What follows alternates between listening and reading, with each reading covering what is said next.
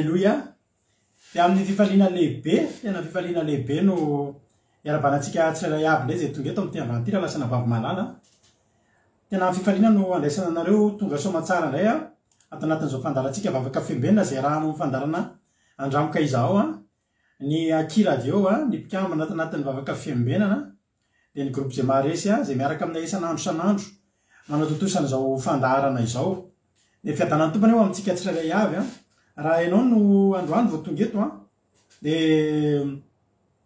dia tena anao hoe tonga soa ianao ary resy lahatra fa tsy kisendrasendra no nahatongavanao eto fa tena misy raha ilan'ny tompo anao resy lahatra an'izany dia maretatra amin'ny farany aza mihafahafa mihitsy fa fivavahana no ataontsika eto tsy manompo sampy ny ataontsika eto tsy manompo devoly ny ataontsika eto fa manompo Andriamanitra velona aza misalasala aza mihafahafa fa ifampahiretintsika eo amin'ny adin'ilay sasany latsaka eo satria somary ny fokely aloha ny fotoanantsika tatoato tao anatin'ny seminaire satria tsisy ny anjarany ankizy mitory-teny androany antsika vao mba hisy famotinana ataon'ny fity mety mba hitomboka indray ny fotoana fa dia izay aloha adiny ray sasany latsaka eo ny rahantsika matoky fa tsy taka nidiranao teto ny voanao eto ary za resy lahatra fa raha androany ianao kasihan'ny tenin'Andriamanitra kasihan Jesosy ny fonao dia minisy manantena fa mbola hitanao eto indray amin'ny latsinainy satria androany moa ny fandarantsika farany amin'izao vavaka fiambenana izao fa ity seminaire ity kosa dia taperintsika ara-pitso hiara hifaly eo anatin'izany andron'i Jehova zany tsika ara-pitso Alleluia saotra tojo efa taon'ny tompo mesalama ihany dia isaorana Jesosy Alleluia manome antsika fanasitranana dia mandalo aza tsy fahasalamana ny nofontsika dia izy ihany koa mbola manangana antsika ao anatin'izany tahiny Jesosy tsika rehetrarehetra ary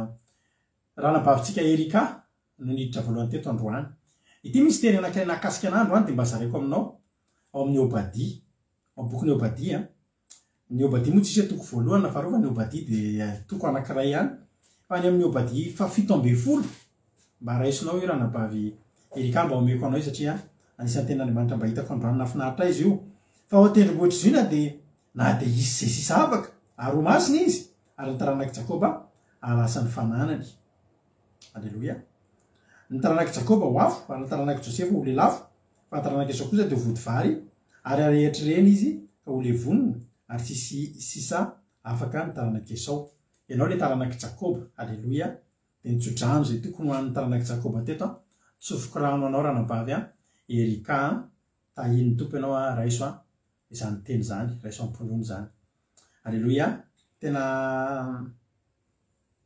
izay mifanehatra aminao dia lavolefona eo anatrehanao Alleluia afo lelafo zany ianao Alleluia tahiny Jesosy ranabavy Erika dia tahiny tompo ihany koa ranabavy Selina manaranaraka azy tao koa ranabavy Lalanirina Lala Lovlitina Eliana Rina Rodriguez Lantonirina Mami Kodaniela Rolianisha Verselina reo ihany ny teo Marijol Lovlitina Mami ohatrandreo ihany vezivezy eo Marinatiana Filanarakoto dia tahiny Jesosy ihany koa Herbetina Angela io Mampionina ao ihany koa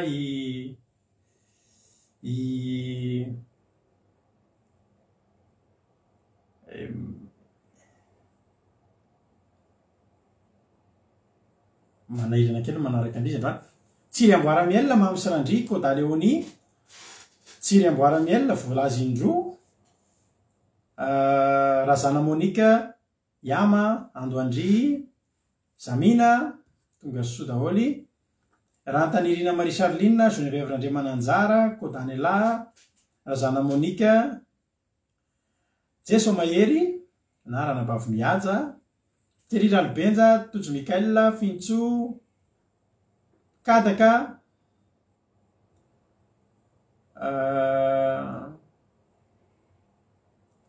Jenila Ina ohatry ny hitako teto zany taloha sa analana mitovitovy ihany koa Soameva Angelina Andrenasolo ranabavy Linard ty zanay de Madagasikara dia ao ihany koa I Jonatana Mampionina Olga Ranoroso fambeazana fitahina Antra Clarisy ao ihany koa Ranoroso Olga Erika zay ndreo vitako Erika raka foana no iteto isan'andro tonga sondray Andrenia Suzelle dia ankoatr'izay fa voateniteniko teo daholo Moni Melissa Madasava bonsoir Aimé Manambotso alléluia dia Marina Tiana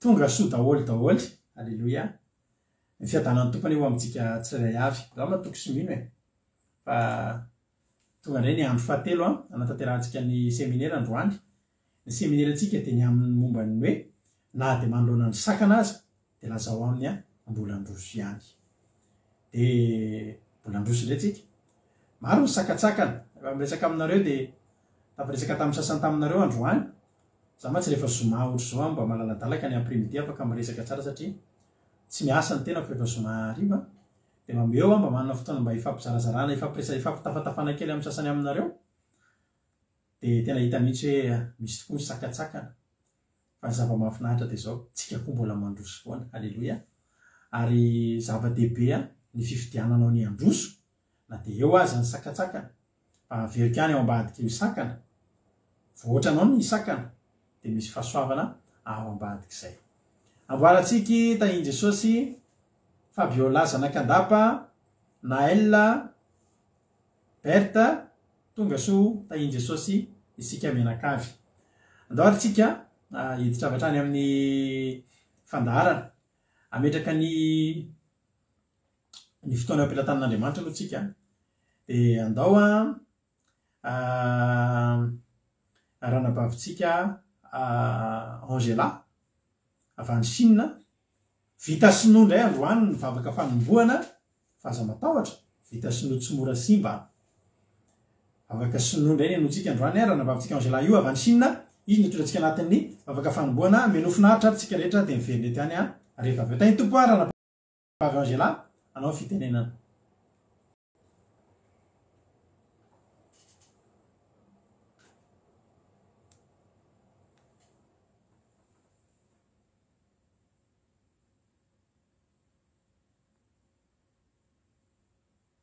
andro kely tsika azafady lavitra ihany moa le Chine dia elaela koa vao tonga ny feo elana tsiny kely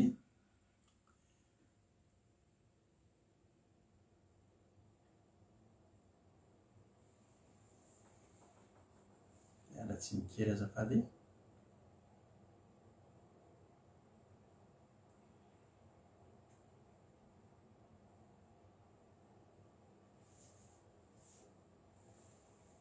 tsy mikely amintsika rehetrarehetra lasa ary tsika tahiny tokoatrantsika rehetra tahiny tompoko pasteur Vady miaravavaka sika amboana izao fotoana anio izao ry Jehovah tompo Andriamanitra io Andriamanitra tsara indrindra ianao misaotra ny amin'ny alalan'izao fandaharan'izao Jesosy tomponay io mankasitraka noho ny fitiavanao anay tsirairay avy mbola menao tombonandro izahay na ahafahanay tafahoana indray eto amin'ity fandaharana vavaka fiambenanay ity ny fahatsaranao hatrany tompo no iainanay amirapiratra mandrakariva eo amin'ny fiainanay tsirairay avy mamelany elokay tompo raha ny zavatra nataonay tsy tanterakay araka ny sitraponao ianao ilay Jesosy mpamindra fo tsara indrindra ampiorianao anatinay ny fanainao masina tompo fa tena iorom-paka ny finoanay ary ho tsara fototra izahay amin'ny alalan'ny teninao izay enona eto isan'andro Jesosy sakafom-panahy hamelanay tsirairay avy izany Jesosy tompo ampio koa izahay haity ianao hatrany amin'ny ora sy ny fotoana rehetra izay omenao anay Jesosy dia manoka an'ity connexion izay fandraisanay ity amin'ny alalan'izao vavaka izao izay tena mamelombelona tokoa ny foa mampananay Jesosy manome hery sy tanjaka ho anay indrindra fiainam-baovao ao aminao, tsy adiana ireo ankonana ireo koa Jesosy, amin'ny fianakaviana ireo tsirairay, izay tsirairay avy reto, izay mitambatra iray amin'ny alalan'ity vavaka fiambenana ity. Mangataka aminao Jesosy Tompo, omeo fahasalamana ireo marary kivy sy ketraketraka mimpaherezy Jesosy, vao ny olonay tsirairay avy. Teninao nino sakafom-panahy, anadio ny ratraponay, izay rehetra manelingelina ny fosiny sainay Jesosy, dia anao no anjaka ny anatinay, aorenao aminay ny fiadananao Jesosy, izay hoentinay miatrika indray ny fiainanay sy ny tontolo andronay. Tompo tianay io, asandratray aminao izao vavaka izao, teninao sakafom-panahy ivelomanay Jesosy, dia tena mielombelona isan'andro tokoa izany, ary ny teninao ilay mampahery anay dia tsy ho adininay izany fa miraikitra mandrakariva any anatinay any. Mampahery anay indray ny teny izay ho azonay eto anio, satria izany dia mampihetro ny nofinay Jesosy, ary mamelombelona ny foamam-panahinay. Atolotray aminao izany vavaka izany amin'ny anaran'i Jesosy Kristy Tomponay. Alléluia. Amen.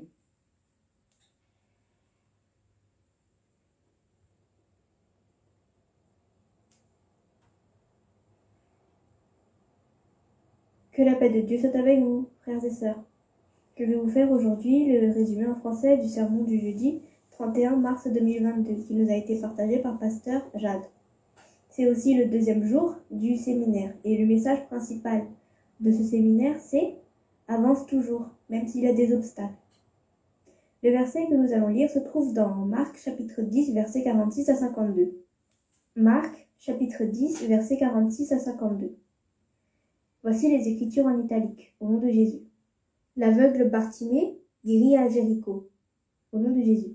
Ils arrivèrent à Jéricho, et lorsque Jésus en sortit avec ses disciples et une assez grande foule, le fils de Timée, Bartimée, mendiant aveugle, était assis au bord du chemin. Il entendit que c'était Jésus de Nazareth, et il se mit à crier « Fils de David, Jésus, aie pitié de moi !» Plusieurs le reprenaient pour le faire taire, mais il criait beaucoup plus fort « Fils de David, aie pitié de moi !» Jésus s'arrêta et dit « Appelez-le !» Ils appelèrent l'aveugle en lui disant « Prends courage, lève-toi, il t'appelle. » L'aveugle jeta son manteau et, se levant d'un bond, vint vers Jésus. Jésus, prenant la parole, lui dit « Que veux-tu que je te fasse ?»« Rabouni, lui répondit l'aveugle, que je recouvre la vue. » Et Jésus lui répondit « Va, ta foi t'a sauvé. » Aussitôt il recouvra la vue et suivit Jésus dans le chemin. Amen. Alléluia. Bartimée, c'était un aveugle intelligent, parce qu'il a su profiter du moment où Jésus y est passé. Toi aussi dans ta vie, quand Jésus t'appelle, profites-en. Bartimée, lui, il avait beaucoup d'obstacles en face de lui. Premièrement, Bartimée, il était aveugle. Deuxièmement, il était pauvre, il était mendiant. Donc, les gens ne se préoccupaient pas beaucoup de lui. Et même sa famille, peut-être, s'est séparée de lui. Mais Bartimée, il a quand même avancé malgré tout ça. Au verset 47, on lit au nom de Jésus, il entendit que c'était Jésus de Nazareth. Donc, Bartimée, il était aveugle, c'est vrai, mais il a utilisé ses oreilles. Toi aussi, utilise tes oreilles pour écouter la voix de Dieu, pour écouter Jésus qui toque à ta porte et ouvre à Jésus la porte de ton cœur. Donc, Bartimée, il a écouté très attentivement, au cas où ce serait un faux prophète, le Jésus qui passait. Mais, quand il a bien entendu que c'était Jésus de Nazareth, c'est là qu'il a réagi, Bartimée. Toi aussi, sois attentif, parce qu'il y a des gens, ils écoutent mais ils ne sont pas attentifs. Et donc c'est ce qui fait qu'ils arrivent chez des faux prophètes. Et donc leur avenir est détruit après, à cause des faux prophètes. Donc fais attention à ce que ce soit bien la voix de Dieu qui te parle avant d'approcher. Et donc quand Jésus il est passé, Bartimée il a appelé Jésus. Donc Bartimée, il était aveugle, mais premièrement il a utilisé ses oreilles et il a aussi utilisé sa bouche pour appeler Jésus. Toi aussi utilise ta bouche pour crier à Dieu. Donc Bartimée il a appelé Jésus et Il lui a dit « Aie pitié de moi ». La chose la plus importante à faire, c'est de demander le pardon de Dieu, parce que c'est le pardon de Dieu qui est la clé pour obtenir des bénédictions. Donc, Bartimée, là, il a appelé Jésus, mais il y avait un énorme obstacle. Dans le verset 48, on lit « Plusieurs le reprenaient pour le faire taire ». Donc l'obstacle, c'était les gens autour de lui. Bartimée, il a appelé Jésus, mais les gens autour de lui lui ont dit « Tais-toi, arrête de crier ». Nous, quand on suit Jésus, les gens autour de nous, ils nous disent « Mais arrête de prier avec eux, c'est une secte ». Et ces gens-là, c'est un grand obstacle en face de nous. Mais toi, n'écoute pas les gens qui te disent de te taire. Ne les écoute pas, mais reste debout face à eux. Ose montrer que tu es chrétien. Il y a l'histoire d'une sœur. Cette histoire, elle est plutôt triste. Cette sœur, elle avait commencé à prendre part dans l'émission Aki Radio. Donc, elle avait fait la prière et tout. Et dans l'émission, on a montré une photo d'elle. Mais il y avait des gens autour d'elle qui lui ont dit « Mais arrête de prier avec eux et tout. » Et donc, cette sœur, elle a appelé Pasteur et elle lui a dit « Pasteur, retire cette émission s'il te plaît, je veux pas qu'on voit ma photo dessus. Je n'aime pas qu'il y ait ma photo dessus, vraiment, supprime s'il te plaît Pasteur, supprime l'émission. » Elle a vraiment insisté. Mais parce qu'il y avait des gens qui lui ont dit d'arrêter de prier avec Pasteur, de prier dans cette émission. Ça, c'est un obstacle. Et Bartimée, il était face à ce même obstacle. Mais ça ne l'a pas arrêté. Il a appelé encore plus fort. Si au début, le volume, il était à 5, là, il a doublé son volume. Son volume, il est passé à 10. Toi aussi, augmente le volume quand tu appelles Dieu. Donc, Jésus, évidemment, il a été touché par ce qu'a fait Bartimée. Donc, Jésus, il a dit, appelez-le. Et après, les gens qui sont venus voir Bartimée, qui sont venus chercher Bartimée, ils l'ont encouragé et ils lui ont dit, prends courage, lève-toi Bartimée. Et ensuite, quand Bartimée, il est venu à Jésus, Bartimée, la première chose qu'il a faite, c'était de jeter son manteau. Les aveugles, ils n'avaient pas de très beaux vêtements. Et en fait, c'était ces vêtements-là qui permettaient aux autres de reconnaître les aveugles. Mais quand Jésus, il est passé, et quand Jésus, il a appelé Bartimée, Bartimée, il a enlevé ces vêtements-là, ces vêtements qui faisaient de lui un aveugle. Toi aussi, quand tu cherches Jésus, enlève tes vêtements de pécheur. Puis, Jésus, il a demandé à Bartimée, que veux-tu que je fasse? Parce que pour Jésus, il n'y a aucune limite. Il n'y a aucune limite à ce que Jésus il peut faire. Toi, tout ce que tu veux, tu peux demander à Jésus si tu enlèves tes péchés. Tu peux tout demander à Jésus parce que rien n'est impossible à Jésus. Donc Bartimée, il a répondu à Jésus que je recouvre la vue. Et Jésus lui a dit, ta foi t'a sauvé. Et donc Bartimée, il n'est plus aveugle après. Et ce qui est bien après, c'est que Bartimée, il a suivi Jésus. Toi aussi, ne te sépare pas de Jésus quand tu reçois des bénédictions venant de lui. Parce que si tu restes auprès de Jésus, eh bien, Jésus, il te donnera beaucoup plus de choses à l'avenir. Garde ta foi et suis Jésus. Alléluia. Voilà pour le résumé en français du sermon du jeudi 31 mars 2022 et le résumé aussi du sermon du deuxième jour du séminaire. Que Dieu vous garde et que Dieu vous bénisse. Alléluia. Misaotra betsaka ny izy mirahavavintsika. Misaotra betsaka ny ranabavintsika Angelatsika tao anatin'le vavaka matsiro fanomboana. Mahafinaritra be ary matoky sy mihitsy zay fa Andriamanitra koa malefity anao ny asan'Andriamanitra izay vitanao teto ranabavy. Dia tahiny Jesosy maherezatra any an-trany mety vao mifotoka angamba ianao manao an'ireny vavaka ireny.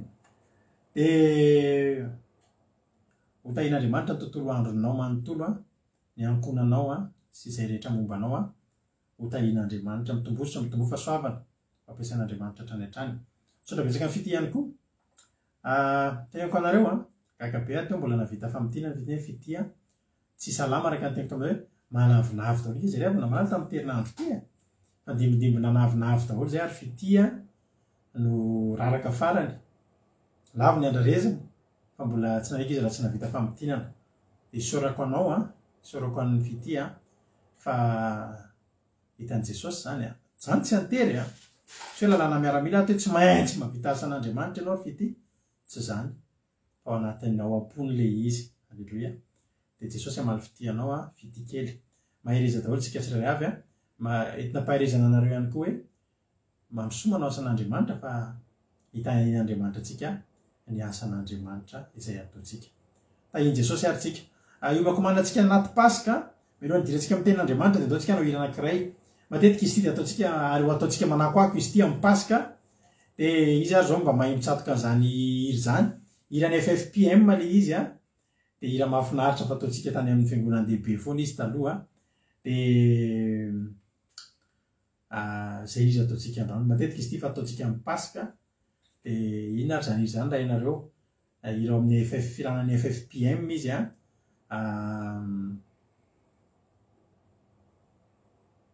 dia misy hoe sotsy manam-paharoa le tongiry izy amahay an'izay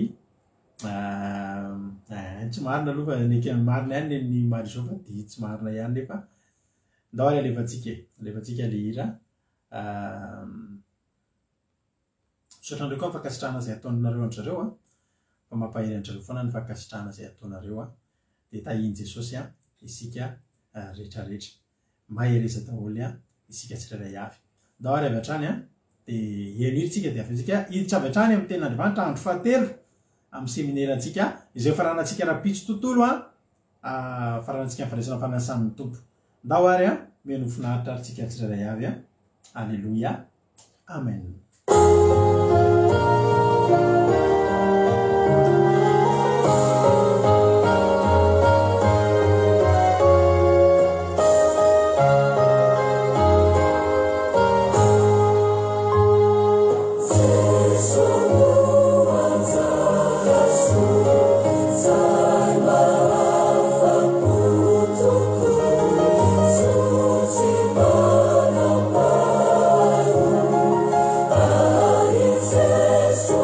Oh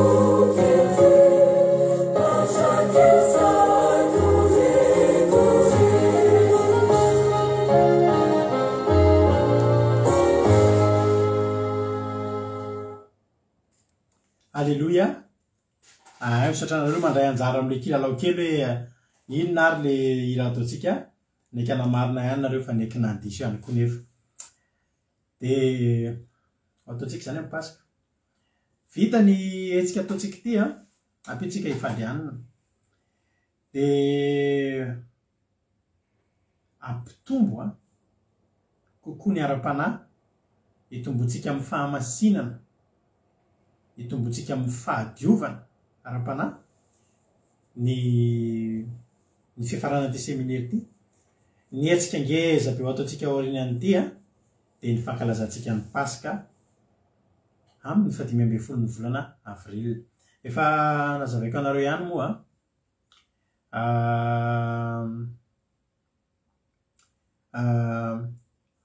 mahita olonareo a fiangonana mankalaza ny pasika ny aliny 17 ny volana avril tsy diso ny azy tsy diso zay a satria izy a mikonty an'ilay taombaovao malagasy de ny 17 andro zay le hoe ny taombaovao malagasy mantsy mitovy amin'ny taombaovao jiosy de izay a lay ao amin'ny baiboly lay any amin'ny 17 ny volana nisanina ary hoe lay volana voalohany ankalazana ny taombaovao ara-baiboly de mahatonga an'le aliny 14 avril mankalazandrareo ny pasika de isika kosa indray a de nisafidy ny 15 avril ataontsika mifanaraka mihitsy amin'ny pasika jiosy satria jerenareo a de 15 avril ifo 16 no anatanterahany jiosy a ny pasika ny alimbavaky ny pasika de tsy maintsy tandrematsika amin'ny alina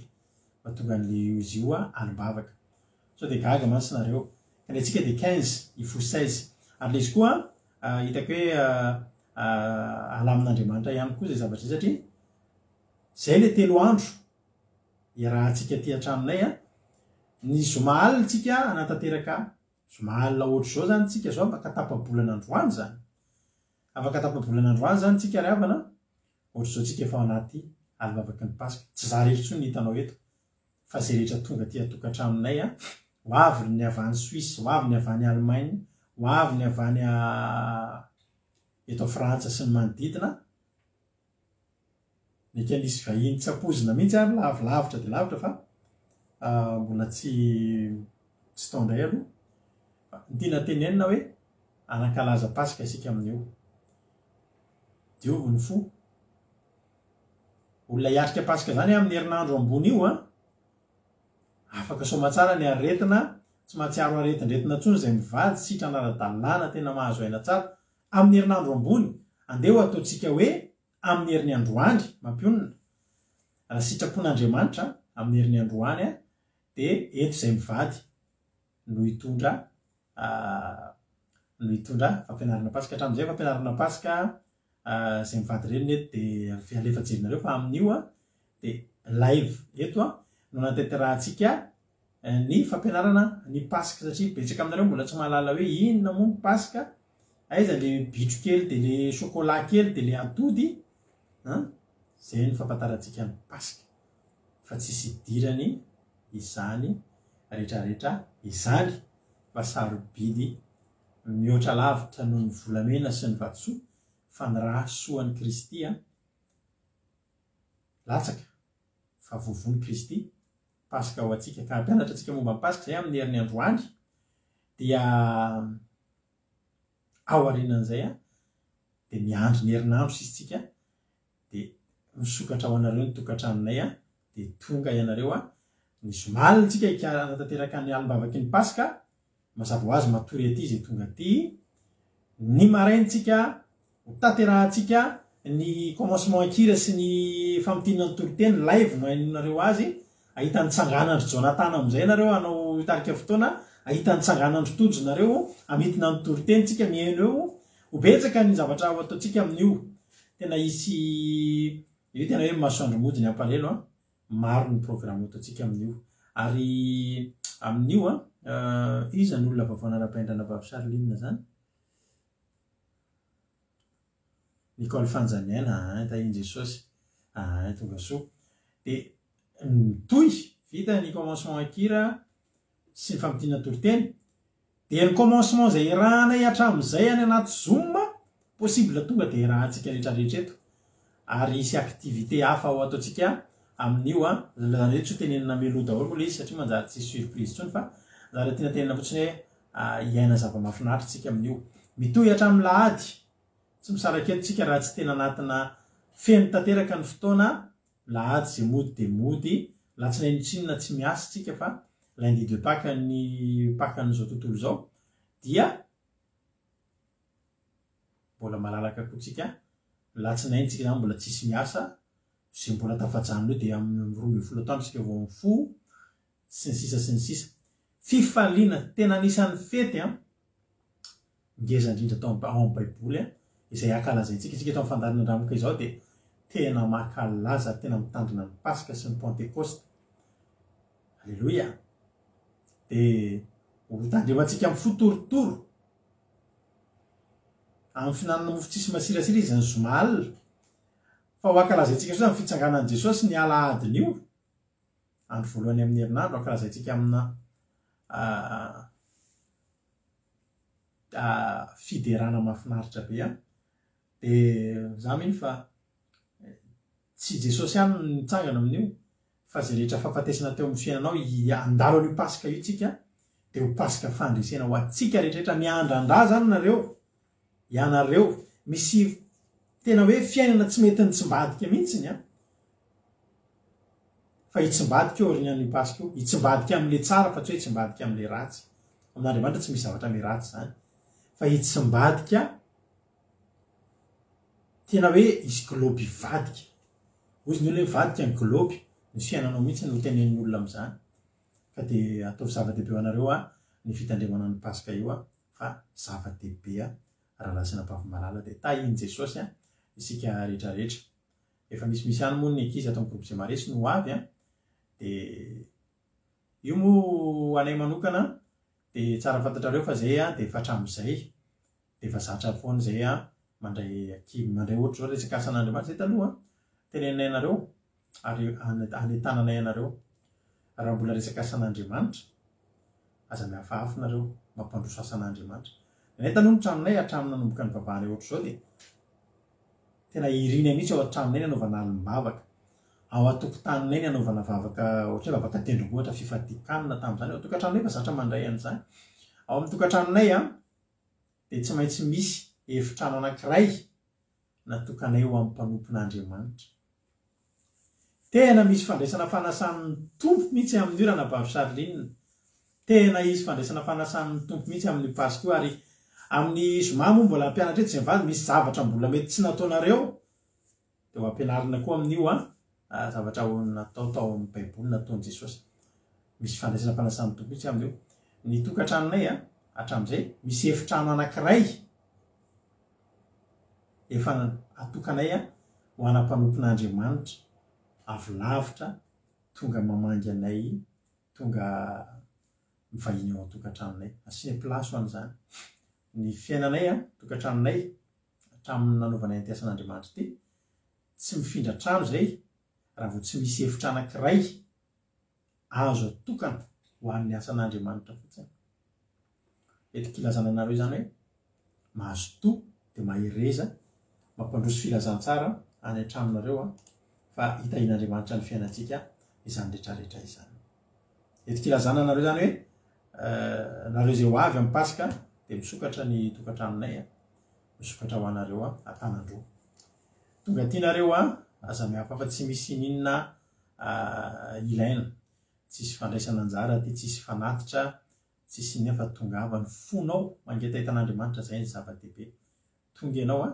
dia zay eo ny falitsika rehetrarehetra atsiro ka atsiro ny paska tsika io raha nabavilavlia atsiro fa dia manasanareo tonga ava soa ary zay manokana dia tena mieritreritra mihitsy hoe hitondra fandresena be ho atsika rehetrarehetra tsirairay avy reto ny paska zay ho ataontsika mety misy aminareo mety hoe manana fiangonana nareo dia mety mitandrina paska nareo ny 14 na mitandrina paska nareo ny fa za miteny anao andramoka izaho ihany aloha ny miara mitandrina paska aminay amin'ny 15 fo 16 andramoka izaho fa ao anatiny daholo zany zay dia tahiny jesosy fa manjary lava loatra raha be loatra mihoatra an'izay ny fanetanana raha lasana vavamalala. Mialatsiny moa fa misotro rano matetitetika satria mbola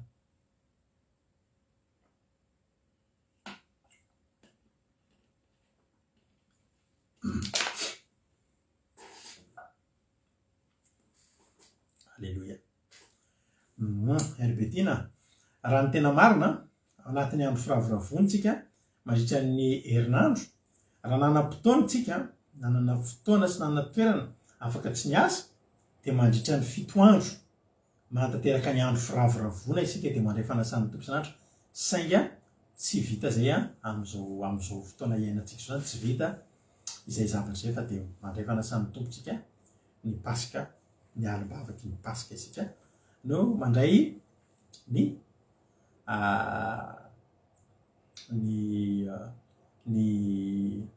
mandray fanasan'ny tompo.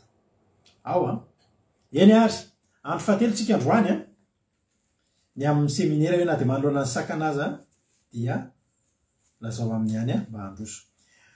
Jeritsika tanatin'izay 2 andro zay ny fisian'ny sakana eo anoloantsika zay tsy maintsy ho diavitsika.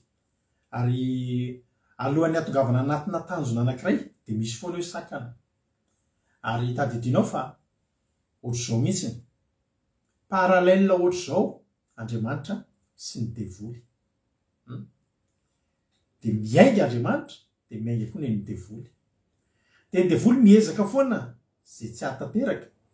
Andriamanitra kosa Andriamanitra ny fataterana dia manao foana zay hatateraka. Saingy betsaka ny olona no tsy mety ho tafitany amin'ilay mety fa raraka eo amin'ilay sakana foana. Tsy ny devoly ny mahery fa isika olombelona no marefo tsy mametraka zato isan-jato ny fatokisantsika amin'Andriamanitra. Jerenao tsara, ijery androany retsika ijery tantarana lehilahy anankiray, lehilahy malaza. Ary anisan'ny olona tena maka ny foko tanteraka ato anatin'ny Baiboly mihitsy fantatrareo tsara zany dia tsy iza fa Davida Mpanjaka. Davida Mpanjaka, misy mpanompon'Andriamanitra mbo mahafinaritra ato amin'ny Baiboly dia Davida Mpanjaka mantsy. Ary mba maniry mba ho lasa tahaka azy io nefa tsy ho tokana izy dia sarotra niaka ny toeran'izany mpanompon'Andriamanitra zany. Fa fantatritsika tsara fa Davida dia nosorana ho mpanjaka izany amin'ny Samuel voalohany 2:12. Hoy ny ten'Andriamanitra ny amin'ny Samuel voalohany 2:12 fa na Jehovah efa niala tamin'ny Saoly ary nisy fanaratsy avy amin'ny Jehovah nampatahotra azy. Lasa izy ilay fanahany Jehovah tao amin'ny Saoly nakao amin'ny Davida. Ary amin'ny fotoana milatsaka amin'ny Davida ny fanahin'Andriamanitra dia amin'ny alalan'iny fanahy iny amin'izay no entin'Andriamanitra, zany hoe ny fitiavan'Andriamanitra tsy hangeravana maraha tena tsy takatry ny sainy. Omeny antsika ny fanahiny dia iny alalan'iny fanahiny nomeny antsika iny no ahafahantsika miainga manao zavatra zay tsy tokony ho vitantsika. Ary nisy sakana ngeza be taorian'izay amin'ny Samuel voalohany 17 dia haintsika tsy enjery tsy mahalala an'izany atao hoe Goliata avy any Gata. Sakana ngeza be teo anoloan'ny Davida. I Davida nefa ananan'Andriamanitra programa dia ny mba ho mpanjaka ny Israely ary tsy vitan'izay ihany fa hampanjaka ny zanany, hampanjaka ny zafikeliny, hampanjaka ny zafiafiny. Satria efa nomen'Andriamanitra fanekena fa tsy ho diso zaza lahy sy zafiandrianany.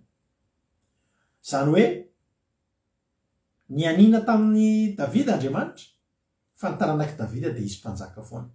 Ary efa misy manao fandiniana tetiarana dia misy milaza fa na mpanjaka vavy Elizabeta ao Angleterre io dia rehefa ny tetiarana hono dia taranaka Davida tany alobe tany izy tafidina hatraty aminazy aty.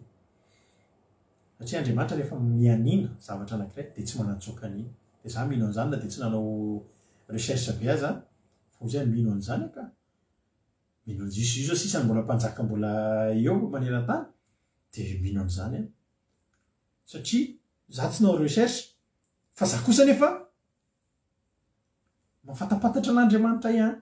Andriamanitra rehefa miteny zavatra ray dia tazominy iny hoe koana moa tsy impossible an'izany.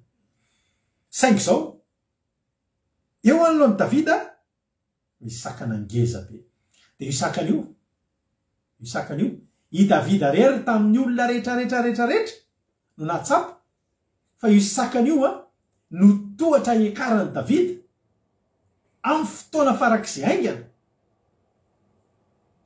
Voalohany indrindra ho fantatr'olona tsisy nahalala zay Davida ondry nahalalany Davida ondry nahalalany Davida. Davida dia tany an-tsaha foana tsisy nahita an'io tao an-tranony mandeha fivorim-pianakaviana Davida any an-tsaha. Misy fionan'ny kozany-kozinina Davida any an-tsaha miaraka amin'ny ondry. Fa zao ametraka ny Davida ho mpanjaka Andriamanitra. Izy Andriamanitra hoe hitako ny hevitra ataoko lasa malaza be ao anatin'ny fotoana foty ty zanako ty, ataoko lasa be mpahafantatra be ao anatin'ny fotoana foy amin'ny fomba ahoana. Iza ny tena lehibe, iza ny tena matanjaka. Dia nikarokaroka Andriamanitra dia nahita lehilahy goavambe avy Gata, Goliata ny anarany. Nataon'Andriamanitra niavaka mihitsy hitan'ny olona rehetrarehetra zao fa tsisy nahasa tamin'ny Goliata ny olona. Nataon'Andriamanitra hitan'ny olona fa nangovotra daholo. Ozy le sono zay, daholo. Ravana. Efa avy lany aiky ny olona rehetrarehetra. I lehilahy vohositra, jereo tsara. Ohatry hoe misy coïncidence fa tsisy coïncidence zany. Ao amin'Andriamanitra tsisy kisendrasendra. Fa androany na dia nandeha ary ianao latsaka teny an-tananao ny zavatra dia niondrika ianao dia tadidio ny siantony ny rehetrarehetra. Siantony.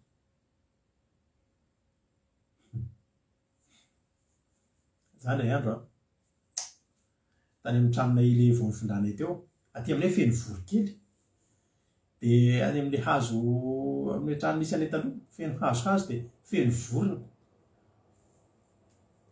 dia nanidy trano ahako dia andeha dia eniko ohatra mbola tsy nidy tsara le trano dia tsy misy mitena miverena dia idio ny trano tsy maninona zany sady lasa any latsaka teto le maloto le vorona dia teto amin'ny andro teto zao to dia atao an-tsaiko raha neno an'le hoe verena kely idio tsara ny trano dia nialo otrao dia tsy nilatsaka teo le izy fa za eniko mihitsy tsy mity tsara le zany dia niakamoky verina anan'izy tsy mahiny plof dia teo io andro teo le zavatra.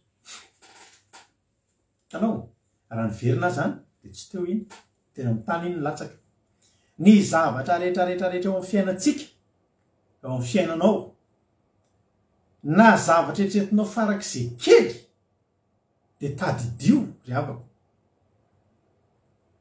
Tadidio fa tsy mba misy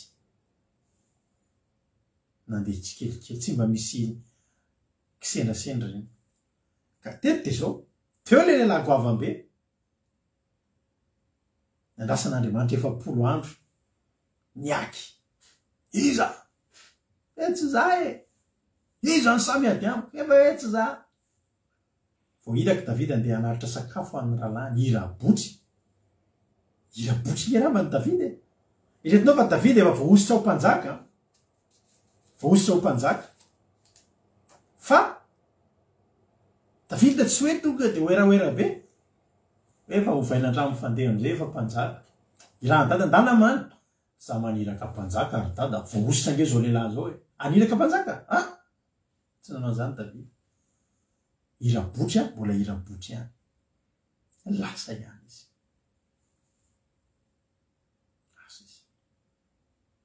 Fa irabotry ny alany tany an-trano fa anatin'ny irabotry fanetretena nananany iny no ifanenandry tamin'ny sakana angeza be ary zao ny zavatra mahavariana ny olona rehetra ny eritreritra hoe raha ny olona rehetra nahita hoe voaositra Davida dia ny olona to dia me hoe mba voaositra nefa to dia niatrika olana voaositra se dia maty. Davida tsy nieritreritra an'izany. Davida tonga dia nahita hoe misy zavatra misokatra ao.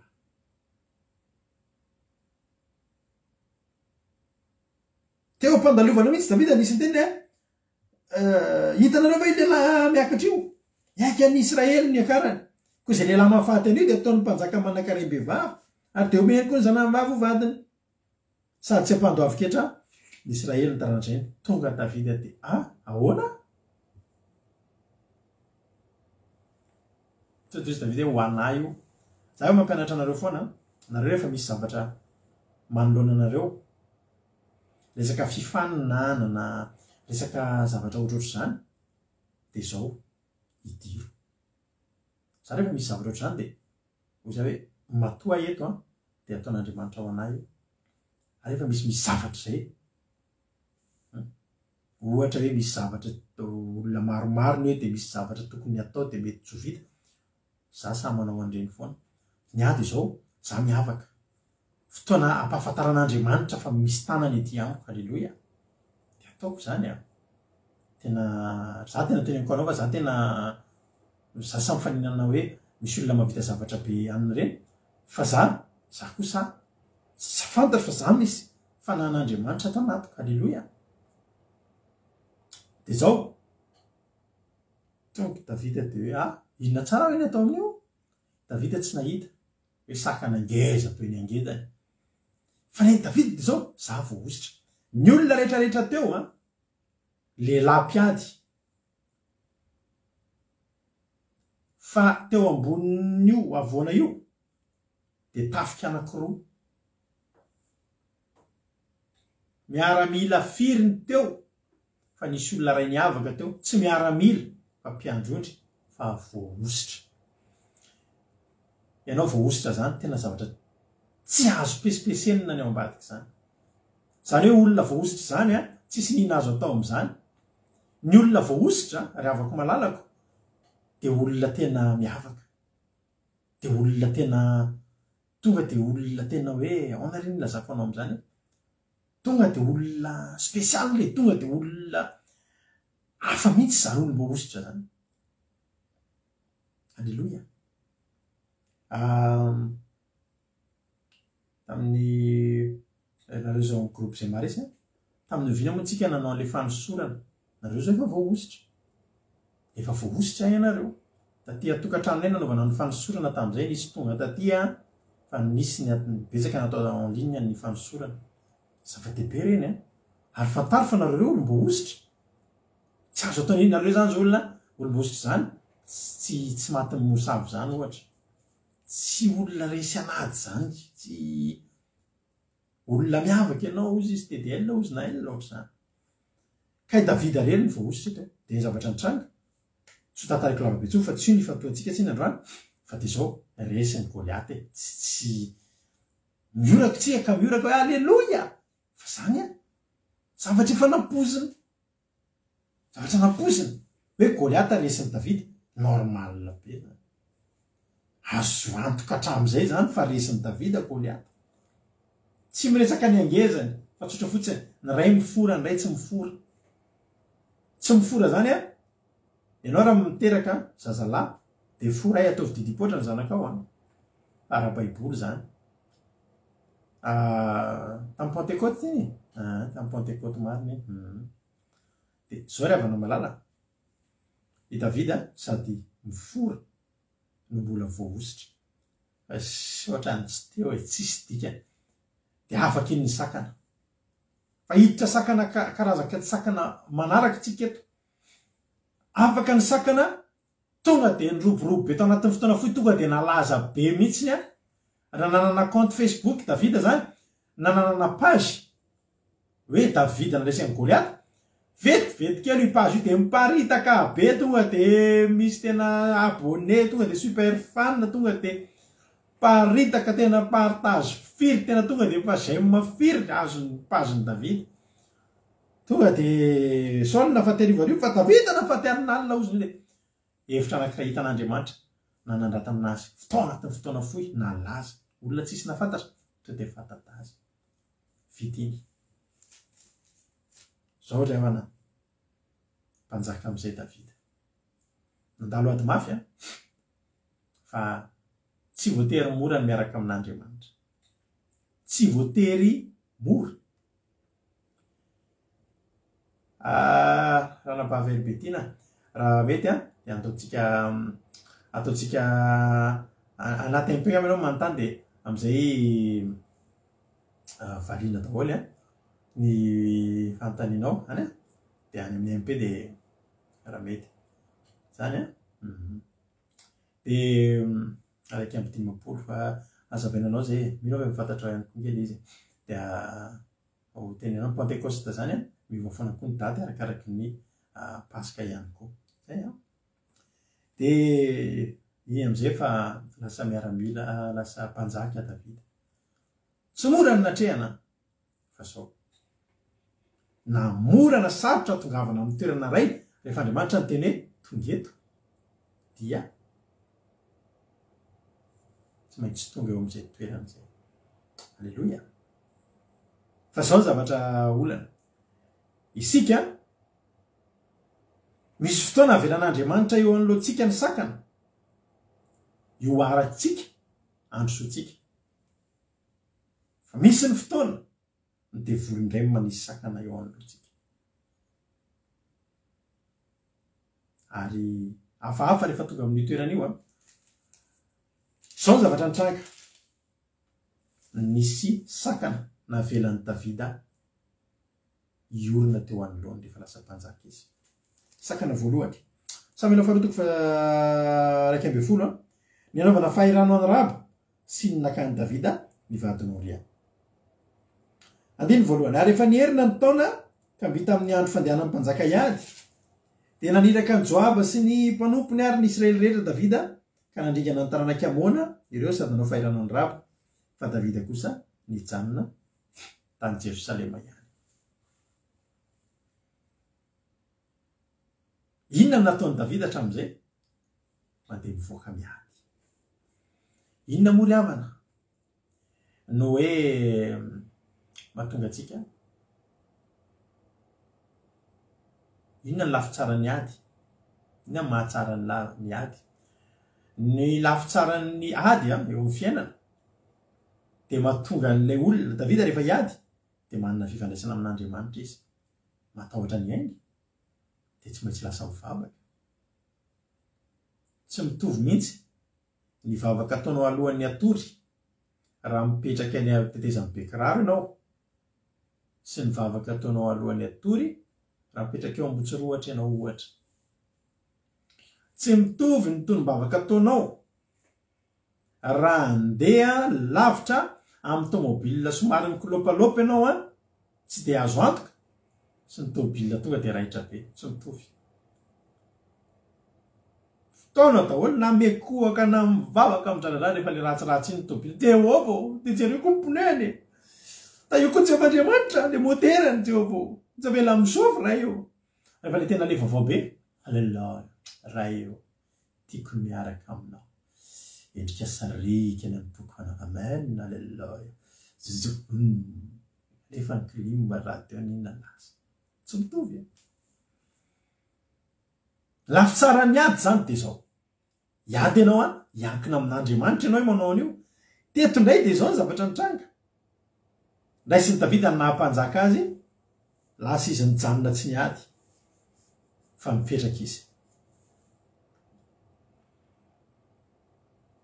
Rehefa mipetraka izy andiny ny faharoa ary no ny arivariva dia niala tao ampandriny Davida ka nitsangana teo an-tapon'ny lapo ary raha teo izy dia natazana vehivavy mandro ary vehivavy dia tsara tare mahate hijery. Rehefa tsy nandeha nivoaka ny ady dia natoritory tao an-trano natoritory ara-panahy natoritory ny sieste ny après-midi dia ny fo avy eo any ambadimbadika any efa misy olona mandray baiko avy amin'ilay fanahy anankiray zay tsy avy amin'Andriamanitra. Izy dia vola zao amin'ny telo latsaka 5 ianao tsy ampatsebo manomboka mandro eto tsara nypozinao zay ny devoly ohatra hoe ary ny lavarangana misakely fotsiny tsy hita zao dia mitodika ary ianao dia mandro.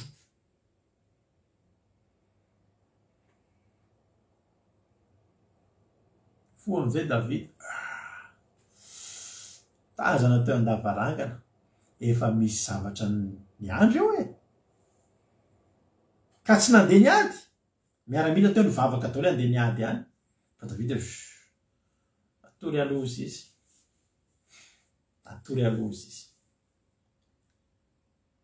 io misakana zao ravana Andriamanitra dia tena tsy mankasitraka fahotana ary ny olona anankiray dia tahaka ny zanak'Israely rehefa tiana ho resy dia ampamitaina efa henonareo hoe ny taloha ny Vietnamiana rehefa niady tamin'ny Amerikanina dia kely ny herin'ny zareo dia nanana fomba fiady ohatr'izao zareo notsondromina mikroby tsy haiko na bakteria moa zany filazan'izay ny vehivavy natao misy arety mifindra aretina ara-pananana dia zao ny ataony zareo irany amin'izay le vehivavy rehetrarehetra zao vehivavy tsara tarehy manao sakrifisy ny tenany mihitsy notsondronina aretana dia lasa amin'izay inany ataony miodiody amin'ny tobiny tafika Amerikanina eny dia maka fanahy dia miaraka amin'ny miaramila Amerikanina dia vao miaraka any dia marary ka rehefa marary dia malemy dia malemilemy dia marary dia amin'izay miena ny heriny ketretrisa hoe miaramila efa raha miaramila arivo very avanaky marary daholo inona moa ny ady vita zany tena tantara tena nisy zany raha anareo zay mbola tsy malala ny Vietnamienne tamin'izany dia natao mihitsiny zany zao zany raha ohatra zao ny miaramila Amerikanina tamin'izany endry tsy nijangajanga tsy mazava ho azy tsy naombony dia natanjaka teny foana fa reraka mihitsy ny Amerikanina tamin'izany zany ny atao hoe lazonady ny zanak'Andriamanitra rehefa tiany ny fahavalo iena ny heriny dia ampanotainy satria fantany fa Andriamanitra tsy momba ny mpanota ary vao manota ny zanak'Israely dia tafasaraka amin'Andriamanitra teto dia zao tiany dia volom-pitehana ny fianianan'Andriamanitra mba hampanjaka ny Davida sy ny tanàna ny mandrak'izay dia ny devoly koa mba hanianiana ny anapotika ny programan'Andriamanitra aminazy ny programan'Andriamanitra amin'ny Davida no ny arivariva dia niala teo am-pandriany Davida ka nitsangatsangana teo an-tampony lapo ary teo izy dia hita vehivavy natazana vehivavy mandro ary raha vehivavy dia tsara tare matejery sady tavo ny volony ozy izy zay fomba fiteny ary Davida dia naniraka ny taniny amin'ny vehivavy anisy nanao hoe jiny va no Batseba zanakavaviny Eliam sady vadiny Oria etita ary Davida naniraka olona mba napakazy ary tonga tao aminy izy ka nandriny ary raha vehivavy nanamasina ny tenany ho afaka tamin'ny alotony dia nody tany an-tranony ary nanananaka raha vehivavy ka naniraka ilaza tamin'ny Davida hoe manananaka ry havana ina moa ny dikan'ny hoe Batseba ho anareo izay tsy malala ny dikan'ny hoe Batseba dia hoe zanakavavin'ny fianianana zany ny dikan'ny hoe Batseba zanakavavin'ny fianianana izy izany nandefa ny vehivavy Andriamanitra ve no hitondra any Davida ho lavo nefa zahatra farak'izay tsy tian'Andriamanitra ary tena fahotana be mihitsy nataon'i Davida teo sady nalainy le vadin'olona nanananaka mbola nyvonoany koa ny vadiny vehivavy io mba azahoany an'ilay vehivavy. Zay ny atsapana fa tena fianianany devoly vehivavy io. Zanaka vavy ny fianianana ny anina ny devoly anapotika dia anapotika ny fianianan'Andriamanitra tamin'ny Davida ary sakana angeza be io. Ary io zavatra nitrango io saika nanakana ny Davida tsy sitraka ny teny fikasan'Andriamanitra mandrakizay fa zao ry havana malala teto indray namboly sakana indray Davida fa Andriamanitra indray ny analany sakana. Nanaiky namboleny ny devoly sakana teo anoloan'i Davida fa mbola niseho indray ny fahasoavan'Andriamanitra. Zao fisehony fahasoavan'Andriamanitra ray ary amin'ny efa vita zany ny zavatra rehetra dia ny vonoany le vadiny le ramatoa maty dia tonga amin'izay ny valiny. Andriamanitra dia niteny afatesana ny tambony io ta ary Andriamanitra dia zao ary efa manota dia manota tsy misy hoe tia mba zanako tia mba ohatr' zao fa rehefa manota dia manota. Zao ry havana malala narary io zazy io. Any amin'ny rehefa avy nanariny natany izy afangahaniko le ten'Andriamanitra satria manjary lasa lava be fotoanantsika. Dia dinganiko any amin'ny Samuela faharotoko faharoambe folo andininy 15. Ary Natana nody tany an-tranony ary Jehovah namely ny zaza izay nateraky ny vadiny Oria tamin'ny Davida ka dia narary be ny zaza.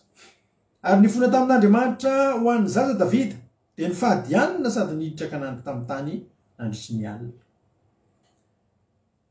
Nifahadianina izy ary betsaka ny olona manao ohatr'izany. Fantatra tsara hoe fahotany ty zavatra ity fa izao alao atao dia fahadianina avy eo. Andriamanitra ve tsy hamela heloka? Tena mamela heloka Andriamanitra saingy aza adino. Andriamanitra efa niteny foana fa fahotesana ny tambony io. Aza manao an'izany fantatra fa fahotana dia aza atao tsony fa tsy hoe ataoko aloha ty dia hibevaka avy eo. Narary le zaza nifahadianina tsy nety nihinan-kanina. Andiny 20 nifahadianina 7 andro Davida ary noho ny andray fitona dia maty ny zaza. Ary mpanompo Davida natahotra ilaza nahafatesany zaza. Fitianiko le tantara maty zany le zaza. Maty. Narary an'i Davida zany. Dia rehefa mahita an'iny olona dia mieritreritra hoe tena Andriamanitra mahasika ny Andriamanitra reo. Fa za miteny anao fa tsy nahita Andriamanitra tsara fanahy ohatran'io Andriamanitra. Zao ry havana malala. Tsy maintsy tsy nanao an'io hetsika io Andriamanitra. Mba hitin'Andriamanitra namitehana an'io sakana izay natao amin'ny devoly teo amin'ny Davida io. Heverinao fa ohatry ny ahoana moa ry havana? Ohatry ny ahoana no mety ho fihetsiky Davida raha velona teo io zazy io, nety teo ny zavatra nataony. Tsy eritreritra ve ianao? Fosy Davida hoe netiny nataoko novonoko le lehilahy nalaiko ny vadiny anteraka ty izay mbola salama tsara ihany tsy manahy. Velavelona ny Jehova aiza indray misy manaraka rovina indray nitsangatsangana eo an-davarangana any amin'ny akavisa akavanana tsy mahavaratra andrefana indray no jereko ten'Andriamanitra.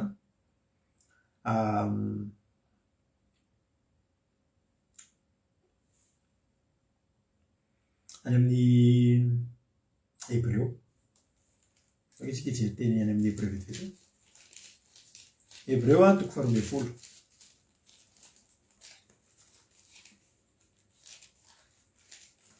Hebreo 12 andiny 7 ny ten'Andriamanitra andiny 7.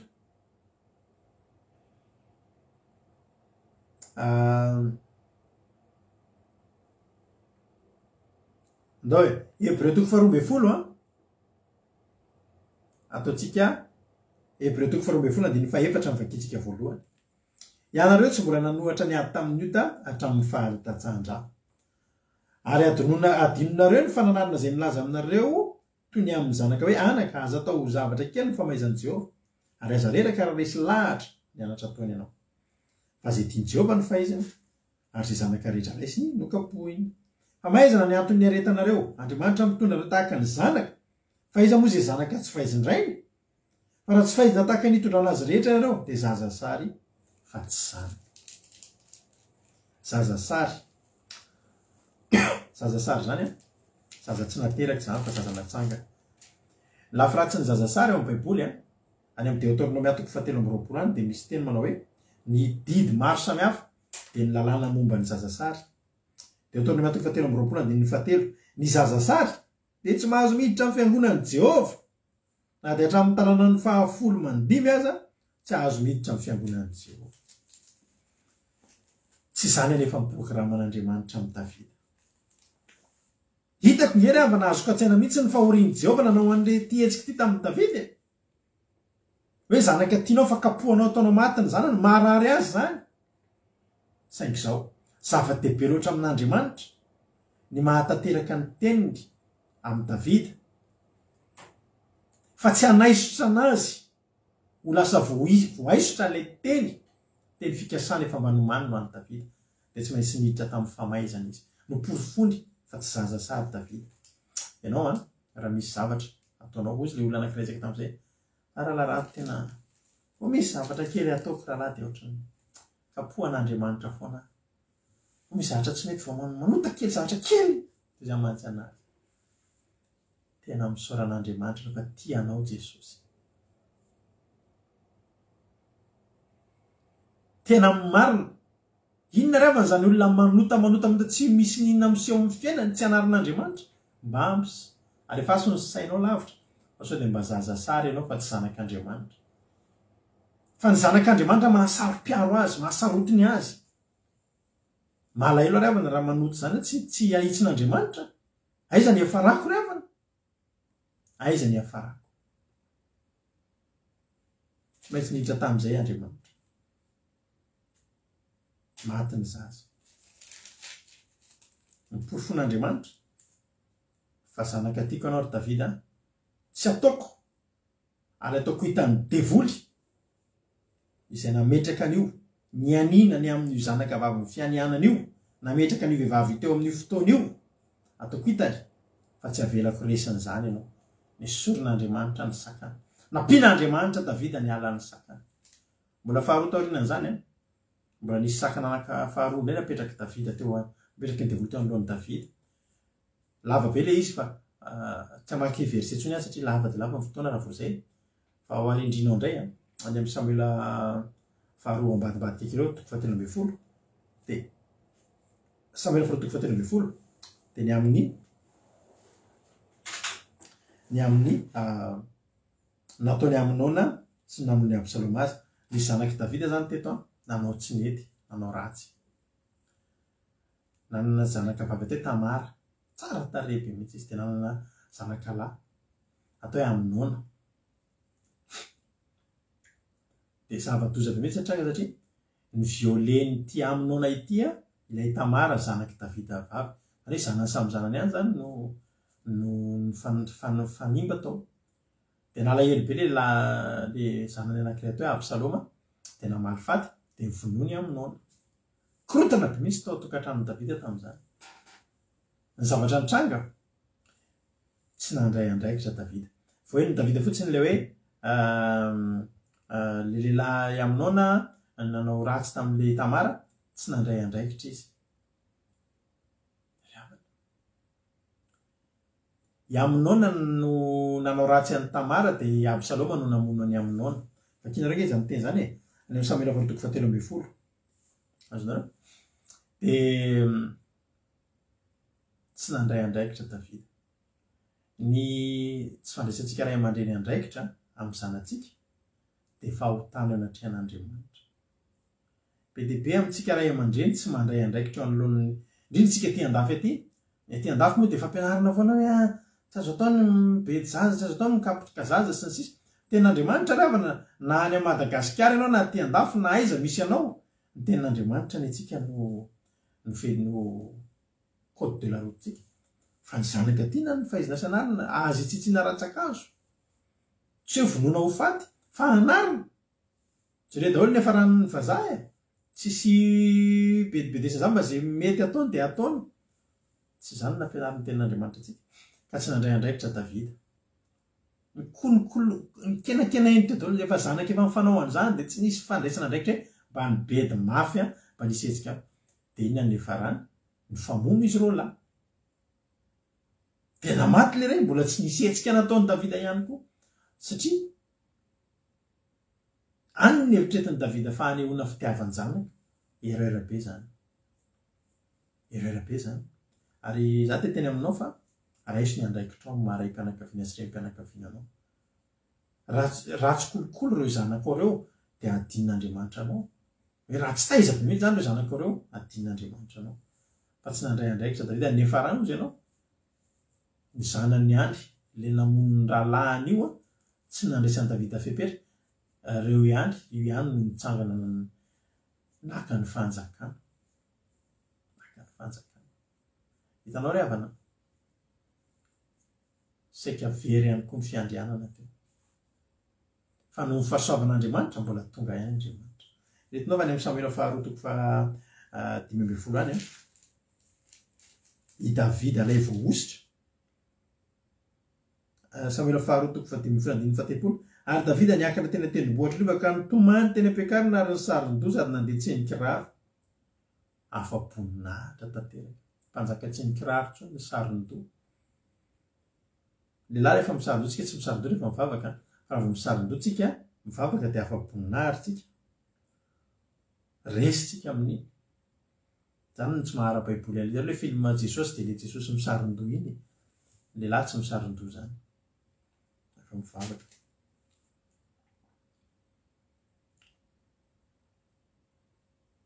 no ninona mbola eo ihany ny devoly na nisy an'ireo sakana ny dikany Absaloma manao Jesosy marana dia ny ray dia fiadanana zay dikany atao hoe Absaloma dia hitanareo napetraka Davida izay anaran'izay ray dia fiadanana dia tia no fiadanany zanany izy ka ninona nataon'ny zanany dia nampiadanany foana dia tsy nataony ninona tsy nisy fepetrany raisiny dia nanarin'Andriamanitra izy fa tao ambadika zany ny devoly tsy maintsy manara ohatra foana eo dia kity andray ny sainy i Absaloma hoe alaivo ny fanjakana aongano dada saika voaongana ilay voaositra fa mbola Jehovah Andriamanitra indray na ninona no tonga ny tena Andriamanitra hoe any amin'ny Jaona toko 10 tia antsika Jesosy ny Jaona toko 10:10 manao hoe ny mpangalatra tsy avy raha tsy angalatra sy hamono ary andringa ho Jesosy any amin'ny Jaona 1 dia mba miteny ihany koa ny ten'Andriamanitra manao hoe Jaona 1 toko 3:15 manao hoe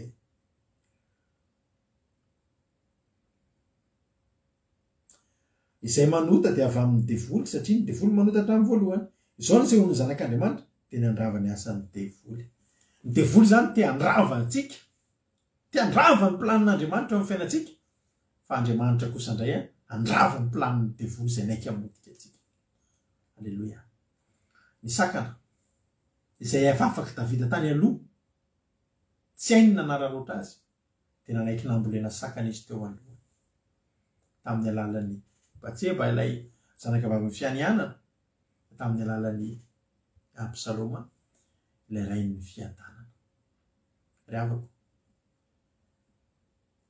misy fotoana noho ny zavatra nataontsika no mahatonga sakana eo amin'ny fiainantsika androany manany ianao an'izay toepo zay androany Jesosy za ampianaro alleloia ianao hoe tokony mangataka amin'Andriamanitra ianao angataka tsika amin'ity mivavaka aorian'ity toloteny ity hoe Jesosy aza velanao tsony tena mangata mihitsy ianao aza velanao za mamela sy fandrika mamela sakana ho volen'ny devoly eo amin'loha Andriamanitra efa nananantsika tamin'ny sakana Andriamanitra efa namadika ny sakana teo amintsika ho fahasoavana fa aveo sika lozantsika matory dia nisokatra ho azy ny lalan'ny devoly anasiny sakana eo anoloantsika soran'Andriamanitra ianao fa mbola Andriamanitra ny nanampy antsika rehetrarehetra mbola nahatoy izao antsika androany na dia eo azy ny sakana anatin'ity vavaka ity teneny hoe za Jesosy androso na dia eo azy ny sakana Jesosy za androso satria za teo tafita amin'ny teny fikasana Andriamanitra manana teny fikasana omenanao manana teny fikasana nomanina ho anao andoantsika tena hiteny an'izany hoe Jesosy tena apio tolotra anao ity hery ity dia ila tena nisy fotoana napaherin'ny tenako nisy fotoana nandalo ady ara-panahy ny tenako tamin'izany ary tamin'izany resaka tamin'ny mpanompon'Andriamanitra zay tamin'izany efa mpanompon'Andriamanitra ohatr'izao fa resaka tamin'ny nazoky ara-panahy zay hoe zaho tsy te hitory teny intsony tsy te hanasan'Andriamanitra intsony aloha zaho dia nampahereziny tamin'izay hoe mandehana mandro soa ihany ny ady tsy maintsy misy ary ty hery ity anisany nampahery tamin'izany fotoana izany ty hery ity dia mba hampahereziko anao koa androany ataontsika hialika eo ambany ilatry ny tsotoa ataontsika hialika eo ambany ilatr'Andriamanitra ahafahantsika mandingana ny sakana rehetrarehetra dia tsisy afa-tsy ny fieretantsika fiafenantsika ao ambany ilatr'Andriamanitra ihany raha lasana mpavomalala mino fa vorenao ny afatsika androany mihaino ny famitiana nataony Marina ty anandry aloha tsika ao anatin'ity hery ity aza vela ambolen'ny devoly sakana eo anoloanao efa nasoron'Andriamanitra nafahan'Andriamanitra teo anoloan'ny sakana ianao taloha ho tahiny tompony antsika tsirairay avy amen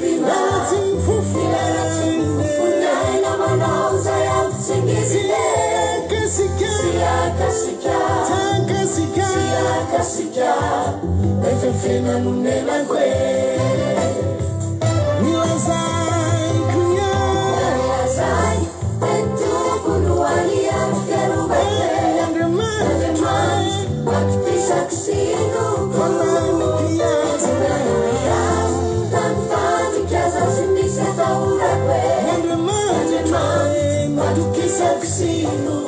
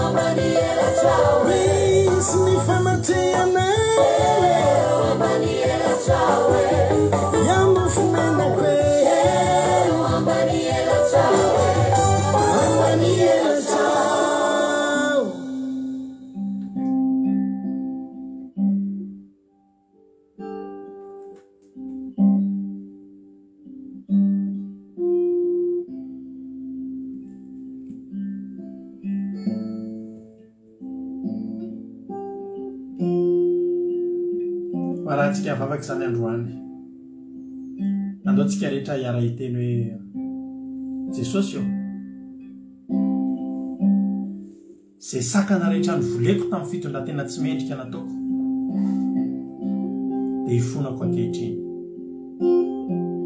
Za Jesosy tsy te handroso hoe saingy indrisy fa za ihany namboly sakana teo amin'ny fiainako, za ihany nanaiky amboleny ny devoly sakana teo amin'ny fiainako. Tsika rehetra androany hibebaka hoe Jesosy io tena za ihany ny tompona andraikitra tamin'ny sakana teo anoloko, nefa tsy vitako rery Andriamanitra ny andingana io sakana io raha tsy eo ianao. Halleloja. Dia andaontsika tena angata-pamelana amin'Andriamanitra tamin'izay rehetra tsapatsika hoe tandrevaka nataontsika raha tsy nandeha nivoaka ny ady isika ry avako malalako, ary indrina mety natoritory ara-panahy isika.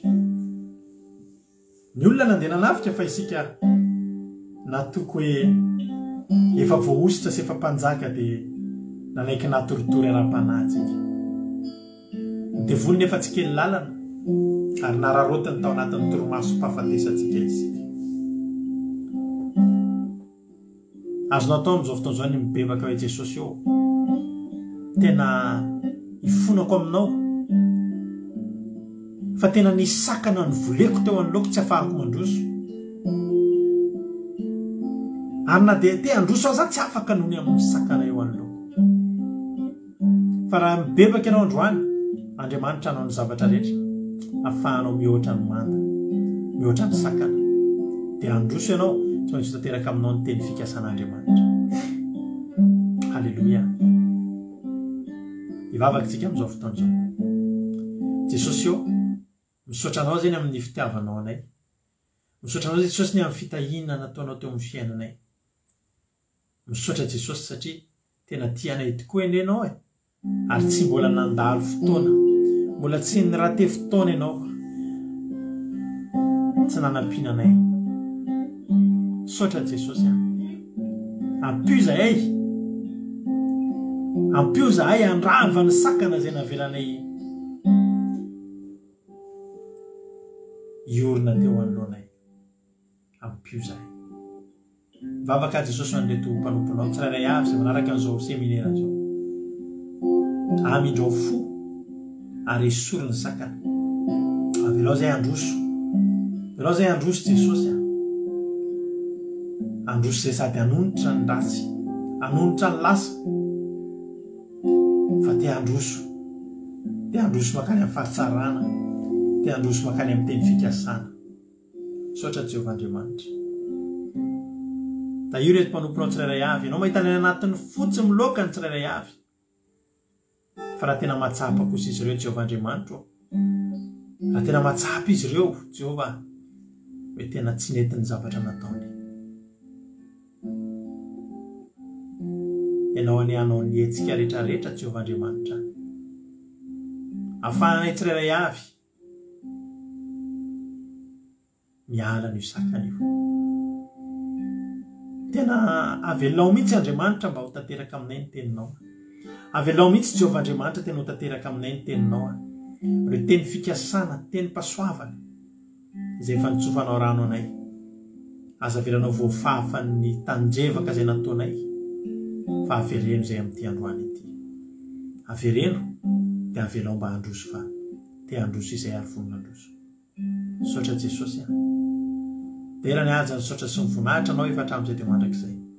Ny teny rehetra izay nafafy teto androany dia tsy azo ny devolotsaingoana na dia litera ray aza. Fa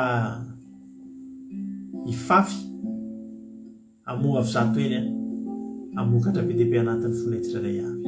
Sotra Jesosy manalo. Tena ny sotra sy ny voninahitra anao hatramin'izay dia mandrakizay.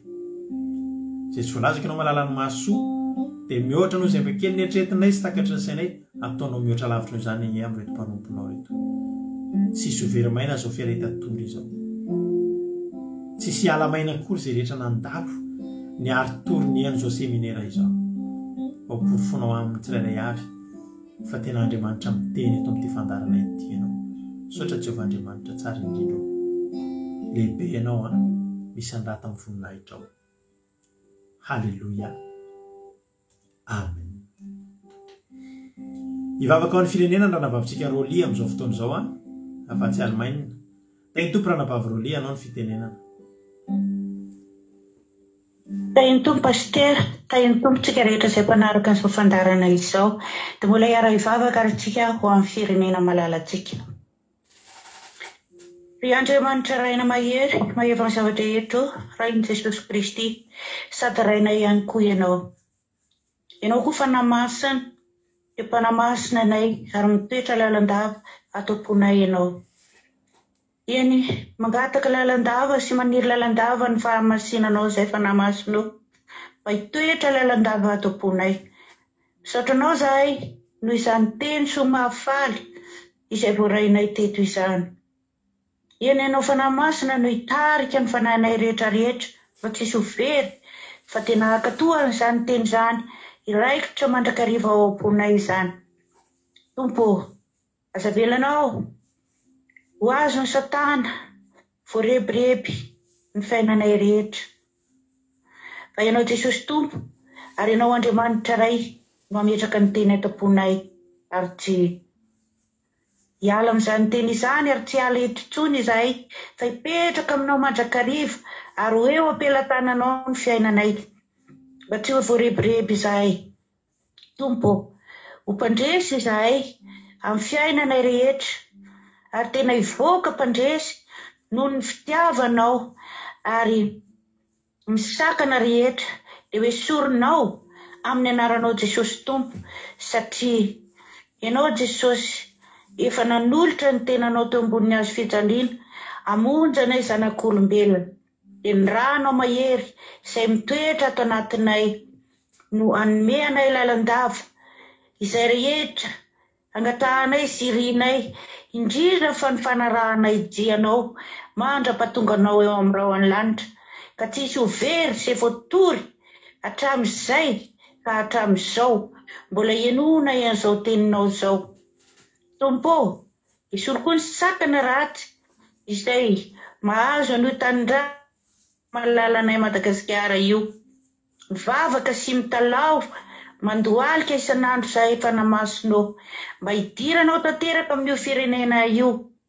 Eny, mahantra io firenena io noho ny adiny rehetra izay ady lahy ataon'ny olona rehetra ao, ary tsy mba manana anao Jesosy Tompo ao am-pony ny akabeazany, fa mbola tena manompy sampy ary tena mbola verivereziny tana ka mangataka zahay tompo manfanay masinao no irotsaka amin'io tany malalana io ary ianao Andriamanitra Raisy Jesosy Tompo hitsinjo sy hiaro azy ny anjely masinao any Jehova no anana sabatra ka hiambina sy anodidina n'io nosy kely malalana io eny tianay io nosina io Jehova izany no mahatonga anay isan'alina mivavaka ao an'io firenena io mba hahasoa azy mba hahatsara azy mba hahatonga ny olona hitodika aminao fa tsy voarepirepi ny Satana mba hatodika ny olona mba hahatonga ny olona mba tsy ho resan'ny fahavalo indrindra fa ny dahalo izay mandrepirepy dia omeonao ny fanamasinao tonga saina izy rehetrarehetra sy ny famonoan'olona rehetra satria mahantra noho izany toe-tsaina izany izy Jesosy fa omeonao harena toe-tsaina eo aminao sy ny fanahy masinao ary izay rehetra na noloranao ny tenanao teo ambony hazo fijaliana dia iraraka amin'io Madagasikarana io kineny rà masinao Jesosy Tompo izany no angatahanay aminao isan'alina dia raina ianao Tompo masina indrindra ianao mpiaino vavaka ianao mindray fa tonga eo aminao izany fangatahanay sy vavaka angatahanay izany Tompo aleluia misaotra anao Tompo amen. Aleluia. Mankasitraka indrindra nanavavy rolitsika tao anatin'izay vavaka matsiro izay nentiny teto amintsika izay androany dia Andriamanitra manankarena pasoavana ny ranavavy rolia maly fitianao dia mitombositra mitombo fahasoavana dia tahiny Jesosy misaotra amin'ny fandraisana anjara amaly fitianao Jesosy. Misaotra antsika rehetra ihany koa izay tonga teto androany tapitra ny fandarantsika tapitra farapitsiny dia efa eo aneto amin'ny vavaka fiambenana ohatry zao dia amin'ny latsinainy indray tsika mionety fa raha pitso amin'ny sivy maraintsika dia efa hiaraka eto hiaraka amin'ny izy rahalahy Jonatana hitondrantsika commencement ankira dia rahalahy hitondrantsika famotinana ny toriteny. Misaotra be dia be andranavavy Marina ty anako izay mamitina soratra voafintany tsara mihitsy amin'ny soratra ny zavatra izay nresantsika teto hatramin'ny verset dia misaotra anao fa tena ilain'Andriamanitra tokoa zao asa ataonao zao ranavavy Marina ty anahy dia raha pitso ny feo ny hoeninareo indray famotinana ny toriteny andritrin'herinandro izay hoentin-drahalahatotso vita izay dia anaty zoom itsika manao commencement izay afaka mifadianina dia fifadikanina tsika raha pitso hifarana amin'ny fandraisana fanasan'ny tompo ao anaty aorinan'ny fotoam-bavaka laivitsika eto ny sabata. Samita ny Andriamanitra dia miarabanao koa natratrazo sabata fahafinaretana sabatan'i Jehova izao dia tahiny Jesosy tsika rehetrarehetra fa niaraka taminao teto dia mahereza ho tahiny tompony tsika tsirairay avy. Raha pitso dia tsika miona mahereza daholo.